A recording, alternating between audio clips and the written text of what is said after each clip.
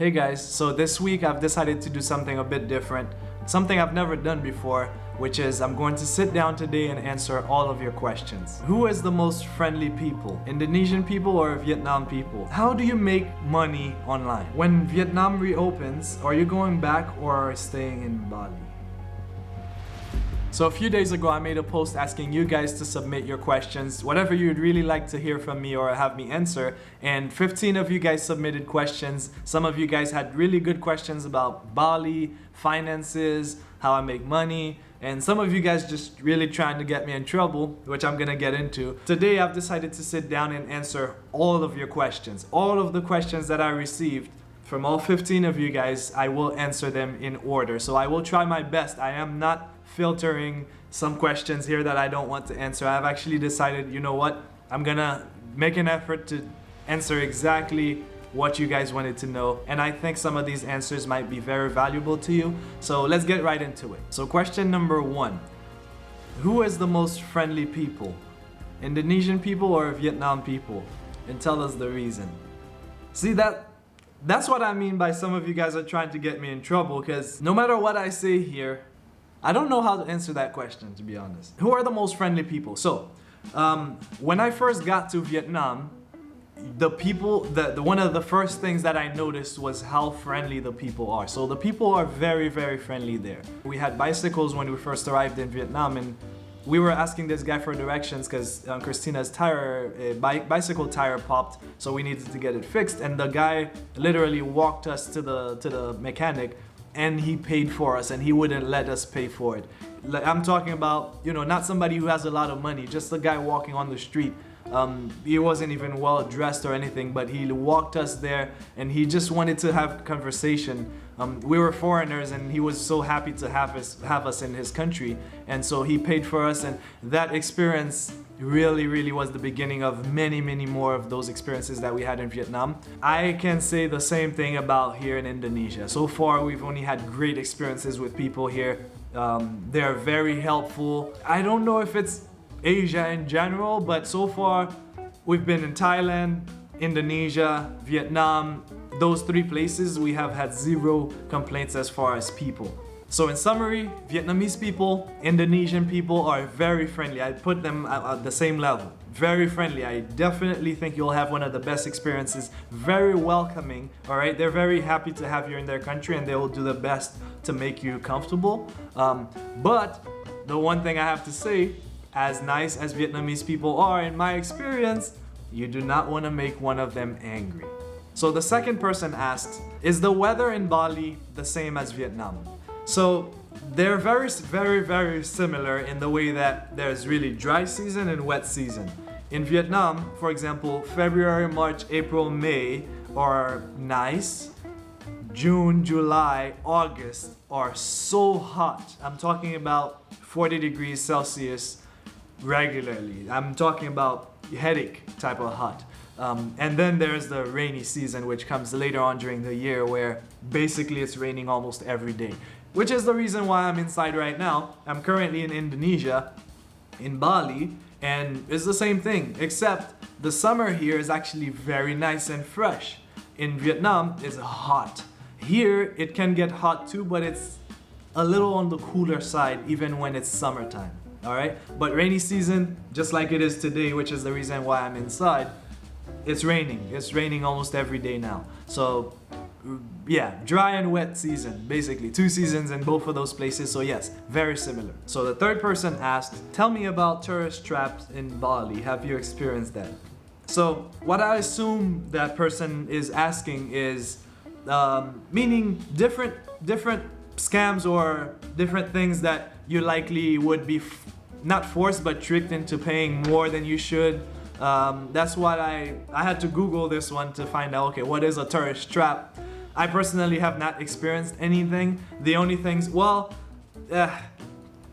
I would say is, for example, the taxi. When we arrived in Jakarta, the taxi guy at the airport charged us 100,000 Indonesian rupiah for a 5-minute ride from one terminal to another. Though the airport is very big there, it was not really supposed to be 100,000, which is $7 for a 5-minute ride. all right? A regular taxi. So that's why in my Jakarta video, I recommended that you look for a certain taxi that's called Bluebird, all right? Those have a timer, so you only pay based on that. The person, so little things, okay? You will get that wherever you are. If you are a foreigner, the prices will vary. You'll figure out that you paid much more for this than you are supposed to. It's gonna happen. That you'll only get over that once you've lived there for a while, and now you have a good idea of how much you're supposed to pay, where you're supposed to go if you want this or that. So that's gonna happen to you wherever you go. It hasn't really happened to me or anything memorable that I can, that I think is worth sharing. So not really. So person number 4 asks, how to make friend in Bali? Is it easy or hard? What places should I go and which community should I join? It's easy to make friends here. Like I said, people here in Asia in general, but Bali too, are very friendly. They are more than willing to show you around, take you to their places if they know you're new here, or if they know you're a foreigner. You can make friends, you can make foreigner friends, and you can make local friends here very easily. We've made, like the first day that we got here, that's the benefit of living in a guest house. You meet other people. So I definitely recommend that you get into a guest house when you first arrive. And then if you want to get your own private villa, you can do that. But we decided to try that first, get into a guest house, which is basically, we have our room, and then we share the pool, the kitchen, and we have a pool table, a yoga room. So the guest house allows you to meet a lot of different people. And that's the first place I think you'll find friends and meet new people. And from there, like for example, we have our neighbor. He actually took us around and showed us the best grocery stores to go to. He's from Denmark, and he took us around on a ride. We just went riding, and he was showing us around Bali. And that was the first 2 days that we arrived here. Like the people, I don't know if it's something about traveling.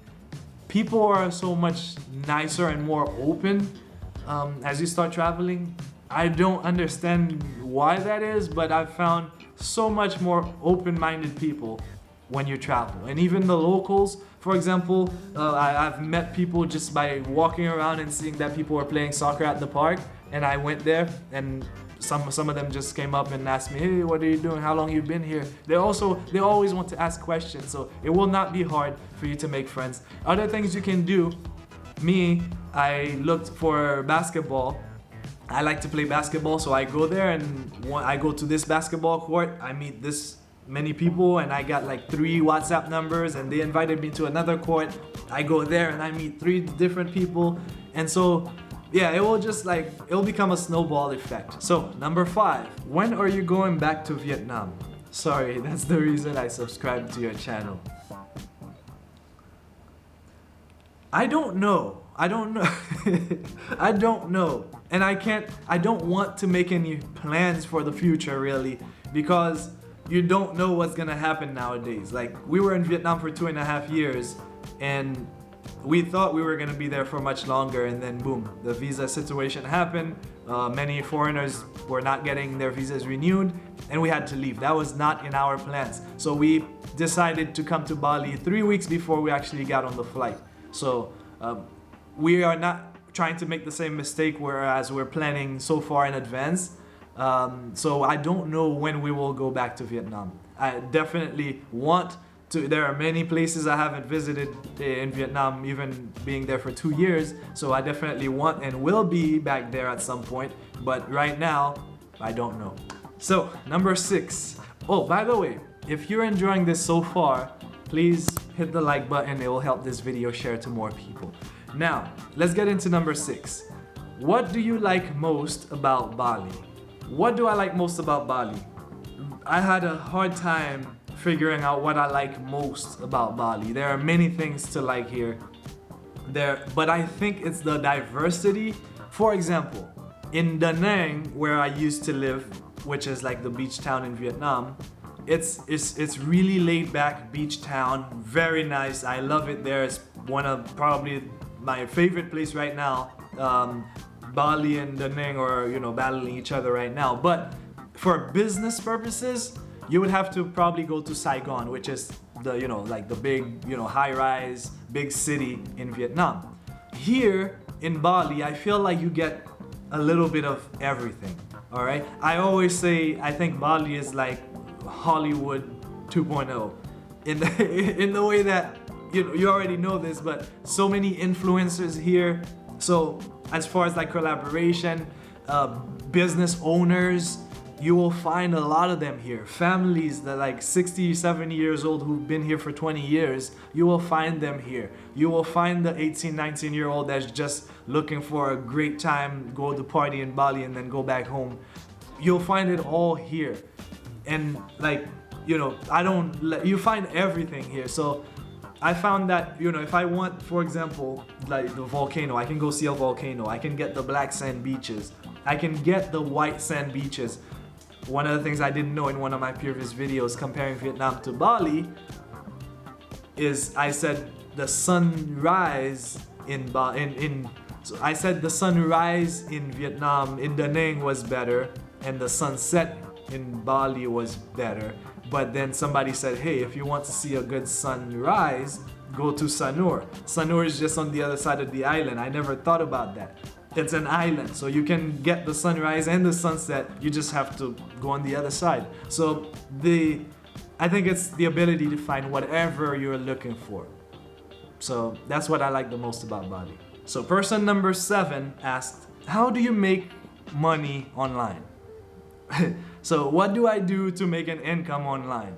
All right, so if you guys have been following me for a while, you'll know that for the last two and a half years while I was in Vietnam, I was teaching English online along with other things. But mostly, I always talked about it in my videos, I was teaching English online. But recently, in 2021, there was a new government, you know, law. So a lot of the ESL companies that were operating in China are no longer able to offer Chinese courses to their kids. So a lot of those companies have shut down. So because of that, I know a lot of you guys have noticed that and asked me, hey, how is that affecting you guys? What are you doing now since you can't teach anymore?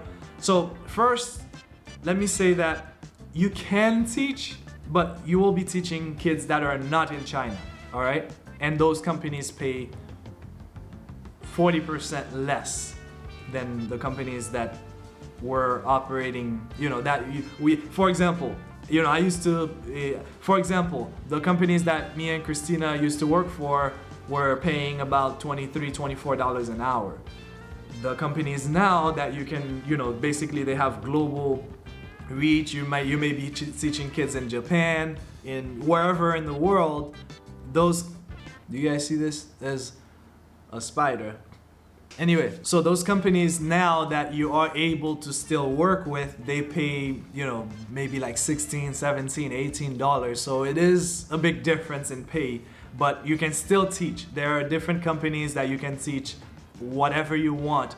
If you guys want to know more about how you can continue teaching, I don't know how many of you guys are still watching my videos or interested in doing more teaching. If you are, let me know in the comments and I will make videos about that in the future. But there are companies you can teach whatever you want. So for example, I understand YouTube very well. So there is a company I can actually go there and offer classes to kids or adults on how to grow a YouTube channel. So that is one thing I may consider in the future. So yes, I am not currently teaching since, you know, I've really been in Bali. I haven't really been teaching because that's when the whole thing started. So how am I actually making money right now? So right now it's actually a combination of a few things.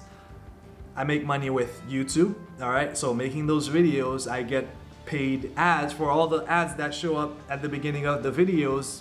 If you watch it, or if you watch it for a certain amount of time, I get paid a certain amount of money for those ads that pop up. So because of those videos also, I'm able to earn affiliate income.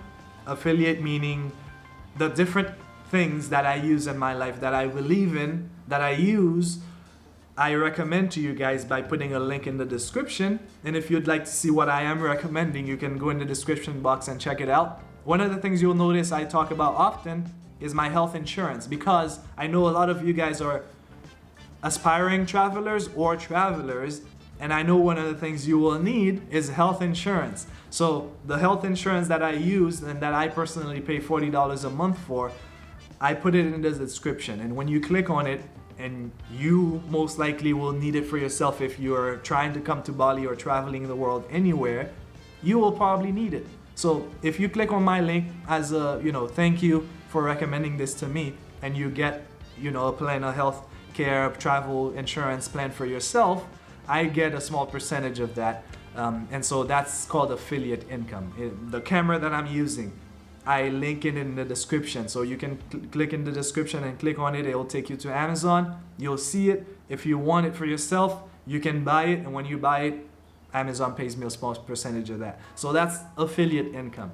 That's one thing that I do also. So ads, affiliate income. There are different things. For example, Christina had a company approach her and paid her to make a video about, so we taught English online for a while. Companies approach us as YouTubers, or I'm not an influencer, I'm just a content creator, all right? I'm your friend, I'm just talking to you guys. Companies can approach us and say, hey, we would like you to mention us or talk about us for 30 seconds and we'll pay you this much money so you can, place our product in your video, all right? So that's one thing we can do. Hotels can invite you over and bring you over to maybe take some videos and feature them on your blog. They may pay you, but usually you just get free accommodation for that. But if you're gonna take pictures and stuff, if you're a photographer, they might pay you for that. So that's brand deals. That's called sponsorship deals. That's another way that we can make money, which Christina actually got hers a few months ago. It was a teaching company that we had been using, and they approached us and paid her to make a video about them. And we believe in them. That's the key. We're not gonna just do a video for a product that we don't use or actually don't believe that will help you guys. Oh, and we also have a merch business. So basically the business model is called print on demand. So we have 3 years ago, I think we started. We have t-shirts that we had designed personally. We went simple stuff like any text-based, like any funny quote or something, for example. We would just put it on a design and upload it to the websites. There's Amazon, there's Redbubble, there are many different websites. We upload our design and they sell, all right? So we started on Amazon, now we're expanding because, with no more teaching, we had to increase our income in other places. So we actually just started focusing on that. So we hired a designer to actually produce more designs for us so we can keep uploading and those things sell. The reason why we actually got back into it is because like I said, me and Christina used to create some designs, we had 200 designs live, and it was selling and selling for the last 3 years. We never touched it, and it started growing. And we said, whoa, this thing has been working for us in the background for 3 years. Maybe we should start putting a little more effort into it. So we've decided to start focusing on that. And I'm actually working on creating my own coaching program right now, because like I said, one of the things I'm very knowledgeable in right now is YouTube. So I can help if you're a business owner or you have a message you'd like to share, whatever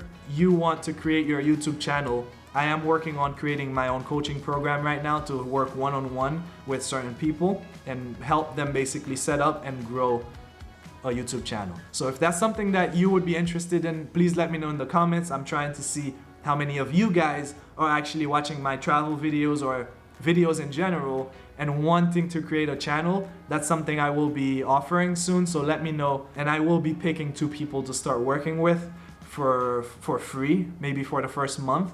And I'll give you guys more details. Just let me know if that's gonna be of interest to you. So this is what I do currently to make money online. So this person, number 8, asked, can you explain the mangoes in Bali, please? I cannot tell you much about them, except the only one that I found that was really, really good and that has been good most of the time that I've purchased it, wherever I purchased it from. It's called Arum Manis, all right? It's a specific mango. It's green on the outside. It will get a little more orange, but it's not one of those mangoes that's really yellow on the outside. It is mostly green, but it is so sweet. We found it when we went to Nusa Lembongan a few weeks ago, and man, That thing was so sweet every single day. I remember buying it the first time and I said, okay, if I like it, I'll see you maybe in 2 days. I had bought like 6 mangoes that day. The lady said, see you tomorrow. I said, no, maybe in 2 days if I like it. Man, I was back tomorrow morning because I finished everything in the bathroom. I was in the bathroom because it's an open bathroom. I was just there eating every morning for breakfast mangoes, and I finished so many mangoes. Every day I bought like 6 mangoes. So me and Christina really fell in love with it, and when we came here, I tried to go and buy a bunch of different mangoes at this market. None of them were impressive except for that one mango, Arumanis. So person number 9 says, I like your video climbing Mount Batur, which is a volcano here. When are you going to climb Mount Agung? So if you go to Mount Batur, it's like an hour and a half hike up there. Okay, I was dying by the time I got up there. From there, you'll see there's another one way up there, right next to it, but it's so high. It's called Mount Agung. All right, and that one is the tallest one here in Bali. That one, if you want to climb it, it's 5 hours. I don't know what it would take for me to do, unless, should I do a challenge? Like, if you guys, maybe if I had the opportunity to, get like 100,000 subscribers, and you guys could help make it happen, and if you made it happen, then I would have to climb it. But I don't like heights. I don't really like hiking that much. I don't know. I don't plan on doing it. I know people who have, but I'm not planning on it right now. So person number 10, when Vietnam reopens, are you going back or staying in Bali? That's a tough question. I don't know. Because before coming to Bali, I thought I wasn't going to, like it as much as Da Nang. I'm not saying Vietnam, I'm saying Da Nang specifically, because I like Da Nang more than the other cities in Vietnam. So I'm comparing the 2 places that I've lived. I know I'm comparing an island to a city, not the whole country, but anyways, I thought I wasn't going to like Bali as much because so many rice fields, and I thought it was like too slow for me. I liked the action in Da Nang a little more, like being able to go down my building and there's a shop right there. I could just go to the convenience.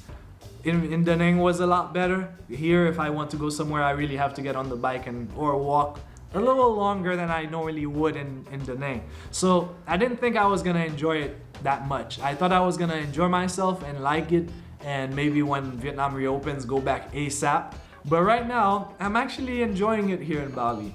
So I don't think it's a must go the moment Vietnam opens again. I think now I can actually go when I really want to go. I want to go again, but I didn't visit as many places as I wanted to in Vietnam, and I don't want to make the same mistake here. I really want to explore Indonesia and Bali and know everything there is to know about it. I don't want to leave this place and feel like, there's so much I didn't do. And that's how I feel about Da Nang or Vietnam. I will go back eventually, hopefully, but no, if it opened tomorrow, I don't think I'm buying my ticket right away. So number 11, how can I find a good place to stay? Mid-range budget stay. Facebook, to be honest. When you first come here, stay in an Airbnb and then go on Facebook and start searching, or start searching before, but do not book a place, do not commit to anything until you've seen it in person. So go on Facebook groups, all the Bali groups, accommodations in Bali, whatever. They have so many posts every day about accommodations and villas and guest houses available. You can just walk down the street here. We live in Canggu, so if you're trying to find a good area to stay in, Canggu is actually the recommended place. You can go to many places. There's Sanur, there's Kuta. There are many places you can stay in Bali. There's Seminyak, Uluwatu, they're amazing. But personally, I do enjoy it here in Canggu. So number 12, funny enough, that person says, would you like to live in North Kuta area? Also, what other areas would you live and why? For both digital nomads and people just wanting to explore Bali. So, actually the other day I had that conversation with someone. So Kuta is just North Kuta, I guess, is just a bit south of where we are here in Canggu. I'm still getting to know the areas quite well, but somebody actually recommended it to us the other day as we were telling them, hey, the one thing we miss about, you know, Da Nang is the road right next to the beach. Like as you're riding to go anywhere in Da Nang, like the beach is right next to you and you can see the nice view while you're riding, and it's so beautiful. Here you have to, you know, let's say this is the beach and you have to ride directly to the beach, and when you come out of the beach, ride away from the beach and then find the road that is parallel to the beach. I didn't really like that layout. So I was telling someone about that and he was like, oh, you should go to Kuta. Kuta has a road basically right next to the beach. It's just not, Kuta apparently used to be like Canggu back then. It used to be the party spot. It used to be where most people were living, and then they got so crowded, they started moving up to Canggu. So that person told me to check it out. I have not checked it out, so I don't know if I would live there. I'm gonna go check it out, then maybe in a future video I'll let you know. If it gets 5 times more busy than it is right now, that's one thing about Bali, is like you can feel the traffic, and if it gets 3 times worse, then I could consider going somewhere a little more out of, you know, the action, because it can get congested here. So number 13, how long does it take on average to get the B211 visa, and can you recommend a good place to stay with good kitchen? So before I answer that question, that person also said mid-range pricing.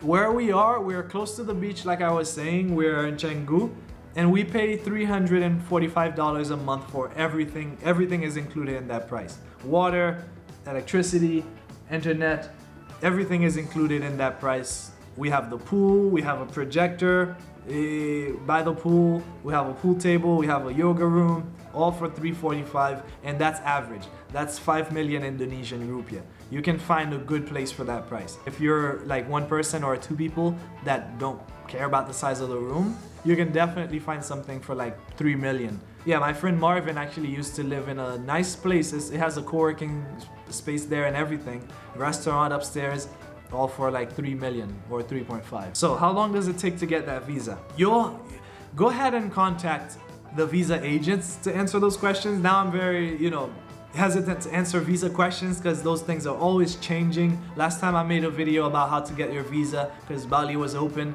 and then boom, next thing I know, 2 days later, they actually didn't go through with it and Bali was not actually open. So, and I got so much, you know, people saying, hey, it's not true, Bali is closed. I said, I didn't know. That was the news at that time, so I tried to be, you know, I tried to tell everybody it's open. Everybody was talking about it. The visa agents were all announcing that Bali is open, and the next thing you know, boom, they did not open. Best thing you can do is contact any visa agents. The ones that I've used are called Bali Solve, and there's another one that I have not used, but it's, you know, a lot of people have used them, is Bali Visas. Contact them and ask them, but on average, there are 2 services. There's one that you can use, the normal one, that usually will take like 2 weeks. And then there's the express one, which will take like 3 days. So, person number 14. All right, we just have one more person after this. 14. Which next Asian country would you like to visit in the future? Okay, let me answer that first. Singapore, Philippines. We really want to go to those 2 places and check them out. And my neighbor Dory has been raving about Sri Lanka, so we would like to check that out too. I actually have never watched one video about Sri Lanka, but I've heard many people say that they enjoyed it and like it there. Some people even say that was Bali basically like 5 years ago before it really blew up. So yeah, Singapore, we already had our flight, and then the pandemic started, and then boom, yeah, they canceled the flight, but we had a flight to go there already. And then, like I said, Philippines. So next, have you thought to teach English language in person in local school or private school in Vietnam? No. I'm all about my freedom, being able to get up and go whenever I want. So no, personally not interested in that. Some people actually prefer teaching in a physical classroom. I've talked to people who are actually very passionate about it. But for me, I always talk about creating a life worth living. My life worth living means being able to get up and go. And you know, for example, our friends invited us unexpectedly last weekend to go to a waterfall.